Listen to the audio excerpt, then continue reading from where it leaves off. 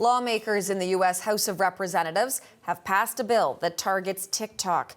The legislation would require the social media site's Chinese owners to sell the platform or be banned in the U.S. The bill now moves to the Senate, but there is no guarantee the bill will pass there. CBC's Richard Madden is following this story for us in Washington, and he joins us now with the latest developments. Richard, this has certainly been moving in the past couple of minutes. What more can you tell us about this bill and why the House brought it forward as well?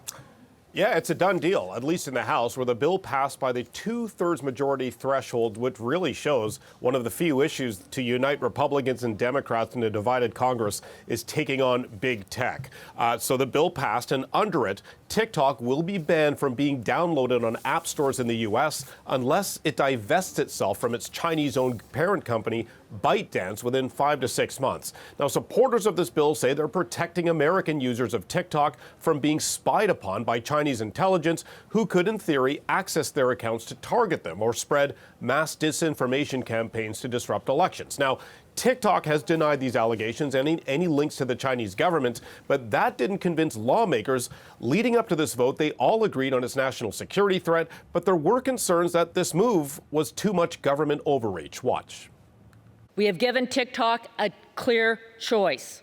Separate from your parent company ByteDance, which is beholden to the CCP and remain operational in the United States, or side with the CCP and face the consequences. The choice is TikTok's. Some of us are concerned that there are First Amendment implications here. Americans have the right to view information. We don't need to be protected by the government from information.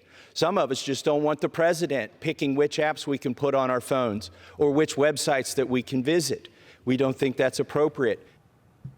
So in the end, the House did pass this bill, as I noted, with that two-thirds majority. President Joe Biden has said he would support this bill if Congress approves it, so it's already finished phase one. But former President Donald Trump, who pushed for a ban in office, has since done a 180 and is now opposed. So, Richard, with all of this now passed in the House, what is going to happen next year? Yeah, so now that it's cleared in the House, it faces an uncertain fate in the Senate. That's where the bill goes next.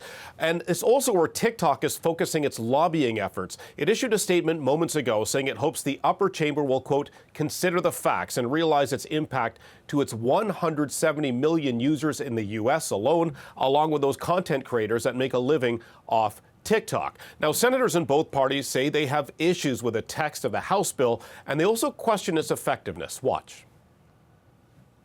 Well, I still have concerns about naming a specific company in legislation, but it feels like this House bill has momentum. Chinese Communist Party is very accomplished at playing whack-a-mole.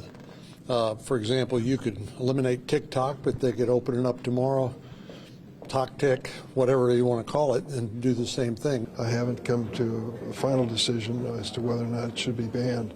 I'd rather see TikTok step forward and divest themselves of any Chinese involvement.